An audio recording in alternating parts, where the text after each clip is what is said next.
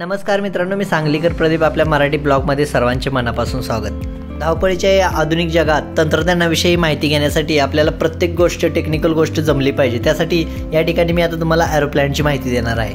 मित्रांनो, सर्रास शहरामध्ये प्रत्येक घरामध्ये अशा प्रकारचा ॲक्वागार्ड आपल्याला प्लांट पाहायला मिळत असेल। 14 ते 15 लिटरचा साधारणपणे असा प्लांट असतो। घरामध्ये हा प्लांट का बसवला जातो तर आपल्या घरामध्ये येणारे पाणी त्यामध्ये एक क्षारांचे प्रमाण जास्त असते। ते पाणी जर आपण पिलो तर आजारी पडण्याचे किंवा वेगवेगळे आजार होण्याची शक्यता असते। त्यामुळे ते क्षार कमी करण्यासाठी अशा प्रकारच्या प्लांटचा वापर करून पिण्यायोग्य पाणी बनवले जाते।